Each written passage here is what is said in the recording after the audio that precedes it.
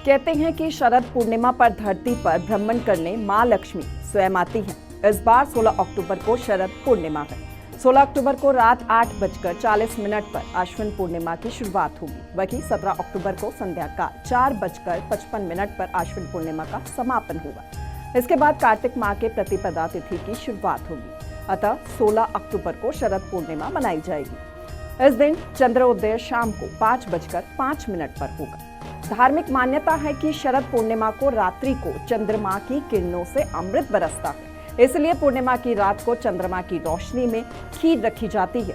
इसका सेवन करने से साधक को शांति प्राप्त होती है और घर में सुख समृद्धि का आगमन भी होता है। इसके अलावा इस दिन दीपक जलाने से जीवन की सभी परेशानियों से छुटकारा भी मिलता है। इन्हीं सभी वजहों से शरद पूर्णिमा के पर्व को मनाया जाता है। क्या आप जानते हैं कि शरद पूर्णिमा के दिन गंगा स्नान करना शुभ माना जाता है? इस दिन अगर गंगा स्नान संभव ना हो तो फिर आप घर में ही नहाने के जल में गंगा जल डालकर स्नान करें और पीले वस्त्र जरूर धारण करें, क्योंकि विष्णु जी को पीला रंग बेहद प्रिय है। इसके बाद भगवान सूर्य को जल अर्पित करें और बहती जलधारा में तिल प्रवाहित करें।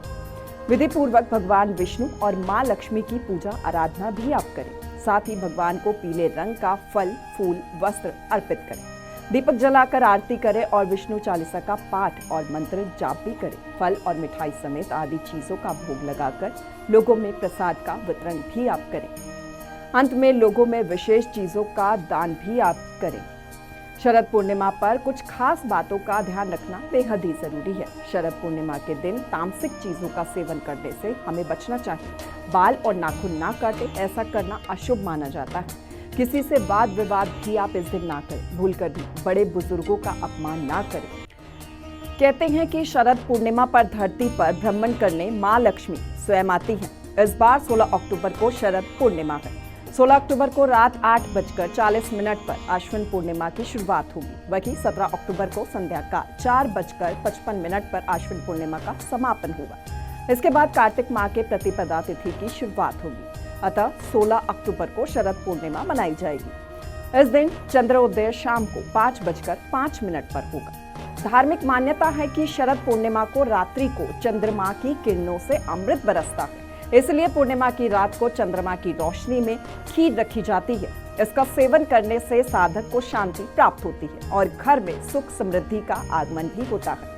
इसके अलावा इस दिन दीपक जलाने से जीवन की सभी परेशानियों से छुटकारा भी मिलता है।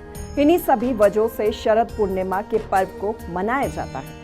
क्या आप जानते हैं कि शरद पूर्णिमा के दिन गंगा स्नान करना शुभ माना जाता है? इस दिन अगर गंगा स्नान संभव ना हो तो फिर आप घर में ही नहाने के जल में गंगा जल डालकर स्नान करें और पीले वस्त्र जरूर धारण करें, क्योंकि विष्णु जी को पीला रंग बेहद प्रिय है।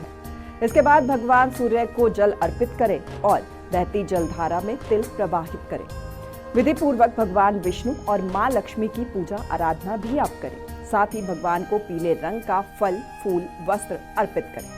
दीपक जलाकर आरती करें और विष्णु चालीसा का पाठ और मंत्र जाप भी करें। फल और मिठाई समेत आदि चीजों का भोग लगाकर लोगों में प्रसाद का वितरण भी आप करें। अंत में लोगों में विशेष चीजों का दान भी आप करें।